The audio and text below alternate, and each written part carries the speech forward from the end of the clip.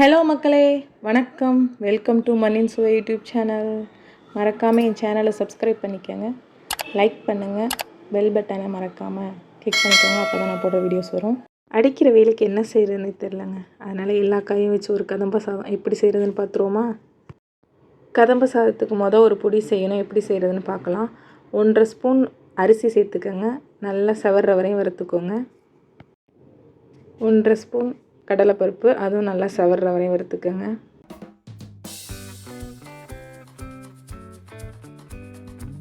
ஒரு ஸ்பூன் வெந்தயம் சேர்த்து இதுவும் நல்லா செவர்ற வரையும் வறுத்துக்கோங்க.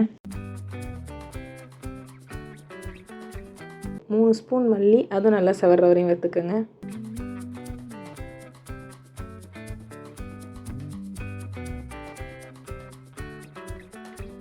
ஒரு ஸ்பூன் சீரகம், நல்லா வாசம் வர வரை இதையும் வறுத்துக்கோங்க. மிளகு 1 ஸ்பூன், இது வாசம் வர அளவு வறுத்துக்கோங்க. 15 காஞ்ச மிளகாய் சேர்த்து இதுவும் நல்லா செவர்ற வரையும் வறுத்துக்கோங்க. வறுத்த எல்லாத்தையும் ஒரு தட்டில் சேர்த்து நல்லா ஆற விடுங்க. ஆற விட்டு மிக்ஸி ஜாரில் போட்டு நல்லா பொடியாக அரைச்சிக்கோங்க.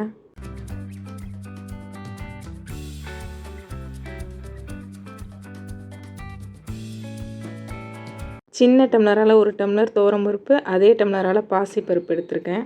இது கூடவே 2 டம்ளர் அரிசியும் சேர்த்து நல்லா கழுவி எடுத்துக்கோங்க.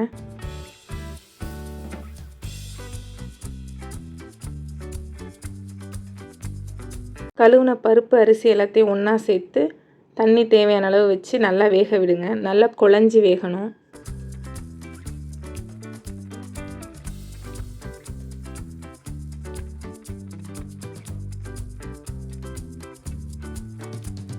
மூடி போட்டு வேக விடுங்க. அப்போ தான் பருப்பு அரிசி எல்லாம் நல்லா வெந்து வரும்.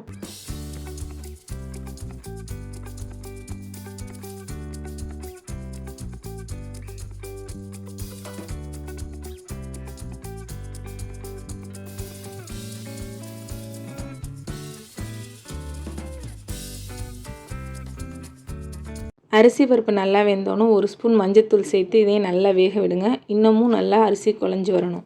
மஞ்சத்தூள் அரிசி பருப்போடு சேர்ற வரையும் நல்லா கிளறி விடுங்க.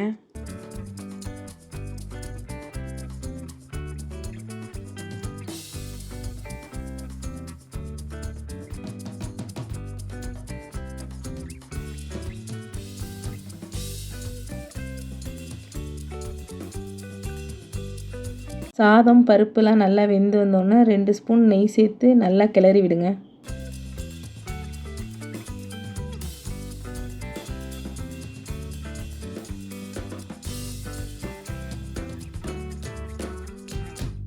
அடுப்பில் ஒரு பாத்திரம் வச்சு தேவையான அளவு எண்ணெய் ஊற்றி கடுகு போட்டுக்கோங்க. கடுகு நல்லா பொரிஞ்சு வந்ததும் சுண்டை வத்தல் போட்டு நல்லா வறுத்துக்கோங்க.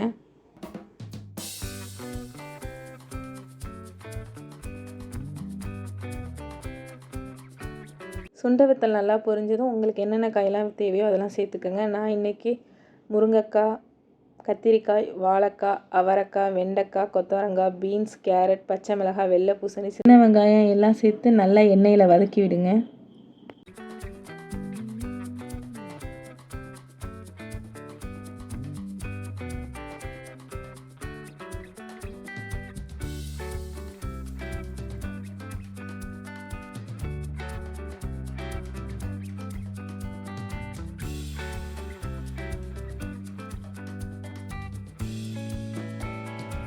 சாதத்துக்கு தேவையான அளவு உப்பு சேர்த்துக்கோங்க. உப்பு சேர்த்து நல்லா கிளறி விடுங்க.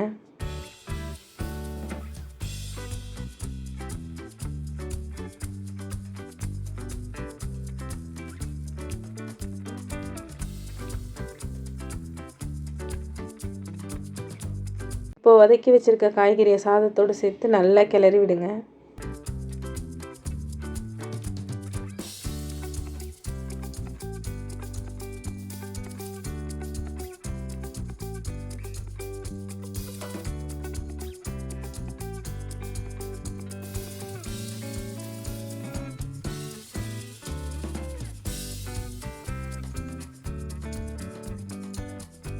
சாதம் பருப்பு காய் எல்லாம் நல்லா வெந்து வரும். அது வரையும் நல்லா வேக விடுங்க.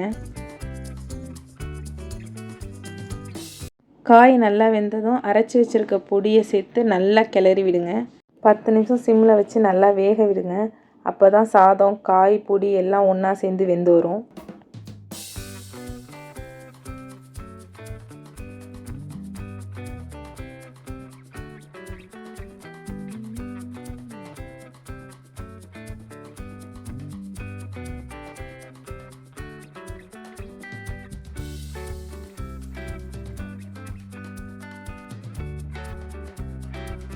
அருமையான கதம்ப சாதம் ரெடி. இது மாதிரி ஒரு தடவை செஞ்சு பார்த்துட்டு எப்படி வந்துச்சுன்னு எனக்கு கமெண்ட் பண்ணுங்கள்.